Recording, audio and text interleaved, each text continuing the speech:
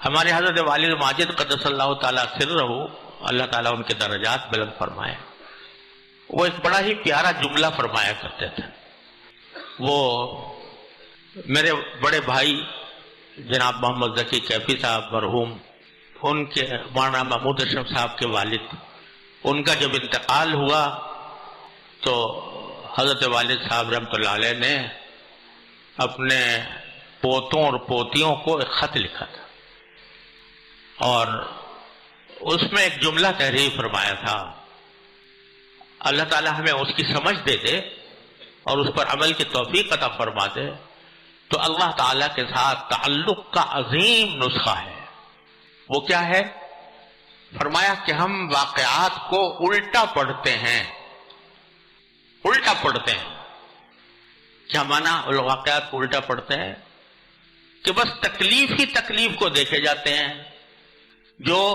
طبیعت کے خلاف بات ہوتی ہے بس اسی کو لیے بیٹھے رہتے ہیں، فلاں پریشانی ہے، فلاں دقت ہے، فلاں تکلیف ہے، لیکن وہ تکلیف کس طرح آئی اور کس ماحول میں آئی، اس کے ساتھ کتنی نعمتیں وابستہ ہیں، ان کی طرف دھیان نہیں جاتا، اور اس لیے انسان جو ہے پریشان رہتا ہے، الٹا پڑتا ہے۔ اگر واقعات کو سیدھا پڑھے تو انسان کو قرار بھی آئے اور اللہ تبارک و تعالیٰ کے شکر کی بھی توفیق ہو اور حقیقت کا بھی انکشاف ہو کہ وہ سیدھا پڑھے واقعات کو۔ اب یہ الٹا پڑھنے کا طریقہ میں بتاتا ہوں اسی تکلیف کے حوالے سے، کہ اگر اس کو الٹا پڑھے تو یہ کہیں گے بھائی سارا سفر بھی بہت اچھا طریقے سے ہو گیا، سب کچھ ہو گیا، سفر کی مشقت جھیل لی، اب گھر میں پہنچے تھے تو گھر میں اٹھا کر یہ تکلیف کھڑی ہو گئی اور چلنے پھرنے سے معذور ہو گیا اور کرسی پر سوار ہو گیا، لوگوں کا محتاج ہو گیا۔ ایک صورت تو یہ ہے، اور ایک صورت یہ ہے کہ آدمی یہ سوچے کہ یہ کیا تکلیف آئی ہے،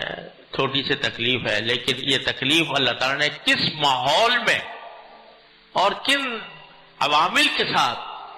عطا فرمائی کہ اتنے محبت کرنے والے ہیں، اتنے معالج ہیں، دواؤں کا انتظام موجود ہے، علاج کا انتظام موجود ہے، محبت کرنے والے دعائیں کر رہے ہیں۔ یہ سیدھا پڑھنا ہے۔ تو ہر پریشانی، ہر غم، ہر تکلیف کے موقع پر انسان کو یہ چاہیے کہ وہ واقعات کو سیدھا پڑھے تو کبھی ناشکری میں مبتلا نہ ہو۔ مجھے یاد آتا ہے کہ ایک مرتبہ حضرت والد صاحب رحمۃ اللہ علیہ گھر میں تشریف فرما تھے، تو ایک خاتون ہیں جو محرم تھی والد صاحب کی، انہوں نے وہ عمر کے بڑھاپے کے شروع ہو رہا تھا تو دانت بار بار گر رہے تھے، کبھی ایک دانت ٹوٹ جاتا، کبھی دوسرے دانت میں تکلیف ہو جاتی، کبھی تیسرے دانت میں تکلیف ہو جاتی، وہ گرنے لگتا، مسلسل ایک سلسلہ جاری تھا۔ تو ان کی زبان سے یہ نکلا حضرت والد صاحب رحمۃ اللہ علیہ کے سامنے کہ یہ دانت بھی عجیب چیز ہے، جب یہ آتے ہیں تو بھی تکلیف پہنچاتے ہیں اور جب جاتے ہیں تب بھی تکلیف پہنچاتے ہیں۔ کیا مطلب؟ جب بچہ پیدا ہوتا ہے اور اس کے دانت نکلتے ہیں تو اکثر و بیشتر بچے کچھ نہ کچھ بیمار ہو جاتے ہیں، کسی کو بخار آ جاتا ہے، کسی کو دست آ جاتا ہے، کسی کا پیٹ خراب ہو جاتا ہے، تو آتے بھی تکلیف پہنچاتے ہیں اور جاتے ہوئے بھی کبھی یہ گر رہا ہے، کبھی وہ گر رہا ہے، کبھی اس میں درد ہو رہا ہے، کبھی اس میں درد ہو رہا ہے،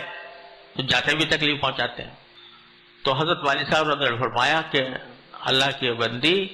تمہیں یہ آتے جاتے کی تکلیف ہی نظر آئی،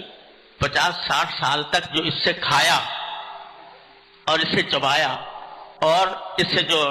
نعمتیں حاصل کی، جو لذتیں حاصل کی، وہ خیال نہیں آیا، اس کا خیال نہیں آیا۔ تو یہ جو قرآن کریم نے فرمایا کہ جب ہم کسی بندے کو نعمتوں سے نوازتے ہیں، اذا انعمنا علی الانسان نہیں انسان اعرض ونأى بجانبه، دھیان بھی نہیں کرتا میں نے کیا نعمت دی اس کو، اور ایسے ہی اس کو گزار دیتا ہے۔ وَإِذَا مَسَّهُ الشَّرُّ كَانَ يَئُوسًا، اور اگر ذرا سی تکلیف آ جائے تو وہ نا امید ہو جاتا ہے۔ اور دوسری جگہ یہ فرمایا کہ مایوس ہو جاتا ہے اور یہ کہتا ہے کہ دیکھو میرے ساتھ اللہ تعالیٰ نے کیا معاملہ کیا۔ اور جب ہمیں پکارتا ہے کہ تکلیف میں کہ اللہ دور کر دے تکلیف، اپنی رحمت سے پریشانی دور فرما دے، تو اس کے بعد جب ہم اس کی پریشانی دور فرما دیتے ہیں تو مَرَّ كَأَن لَّمْ يَدْعُنَا إِلَىٰ ضُرٍّ مَّسَّهُ، تو ایسے گزر جاتا ہے جیسے کبھی ہمیں پکارا ہی نہیں تھا کسی تکلیف کی وجہ سے۔ تو جب نعمتیں آ رہی ہیں تو بھولا ہوا ہے، غفلت میں ہے، ہمارا شکر ادا نہیں کرتا، نعمتوں کا دھیان ہی نہیں کرتا، کیا کہنا ہے یہ تو میرا حق تھا مجھے مل رہا ہے۔ اور جب ذرا سی تکلیف آئی تو اس کو لے کر بیٹھ جاتا ہے، یا مایوس ہو جاتا ہے، یا ناشکری میں مبتلا ہوتا ہے، یا کفران نعمت کرتا ہے، یا گلہ اور شکوہ کرتا ہے۔ پھر دور کر دیتے ہیں ہم تکلیف تو پھر بھلا چنگا ہو گیا۔ اور مَرَّ كَأَن لَّمْ يَدْعُنَا إِلَىٰ ضُرٍّ مَّسَّهُ، ایسے ہو جاتا ہے جیسے کہ ہمیں کبھی پکارا ہی نہیں تھا، ہمیں سے کبھی دعا ہی نہیں کی تھی کسی تکلیف کو دور کرنے کی، ایسا ہو کے گزر جاتا ہے۔ اس کا آپ اندازہ اس طرح کریں، میں کبھی کبھی سوچا کرتا ہوں کہ جب ہمیں کوئی تکلیف آتی ہے یا کوئی پریشانی لاحق ہوتی ہے، کتنا گڑ گڑا کے، جب اور کوئی راستہ نہیں ہوتا تو اللہ ہی آ جاتا ہے، اور پھر اللہ تعالیٰ سے گڑ گڑا کر رو کر اور کس طرح معافی بھی مانگتے ہیں، تکلیف کو دور کرنے کی دعائیں بھی مانگتے ہیں، کہتے ہیں بھائی اللہ مجھے اس سے نجات دے دے، اس سے تکلیف۔ کتنی مرتبہ صبح شام ہر نماز میں دعا کر رہا ہے، رات کو دعا کر رہا ہے، تکلیف ہوتی ہے یا اللہ دور کر دے، یا اللہ دور کر دے، کتنی مرتبہ کرتا ہے۔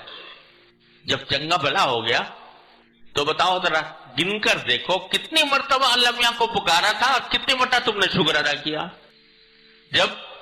پکار رہے تھے تو دن رات کا وظیفہ تھا، یا اللہ مجھے صحت دے دے، یا اللہ مجھے تکلیف دور کر دے، یا اللہ میری پریشانی دور کر دے، دن رات کا یہ وظیفہ تھا۔ جب صحت مند ہو گئے پھر دیکھو شکر کے زیادہ سے زیادہ یہ ہوا کہ 2-4 مرتبہ الحمدللہ کر لیا، 2-4 مرتبہ اللہ تعالیٰ کا شکر ادا کر لیا۔ لیکن کم از کم اتنی مرتبہ تو شکر ادا کرتے جتنی مرتبہ دعائیں کی تھی، جتنا مرتبہ مانگا تھا اتنی مرتبہ تو کم از کم شکر ادا کرتے کہ اللہ آپ نے اپنے فضل و کرم سے مجھے یہ پریشانی میری دور فرمائی ہے، میری تکلیف کو رفع فرمایا۔ تو انسان کی فطرت ایسی ہے کہ فطرت تو نہیں ہے، انسان کی شرارت ہی کہہ لو کہ وہ ذرا سی تکلیف کو تو لے کے بیٹھ جاتا ہے اور جو انعامات ہیں ان کو نظر انداز کر دیتا ہے۔ تو بہت بڑا سبق قرآن کریم نے یہ دیا ہے، اللہ تعالیٰ اسے سمجھنے کی توفیق عطا فرمائے کہ نعمتوں کا شکر ادا کرو اور دعا مانگتے رہو اور شکر ادا کرتے رہو، دعا مانگتے رہو اور شکر ادا کرتے رہو۔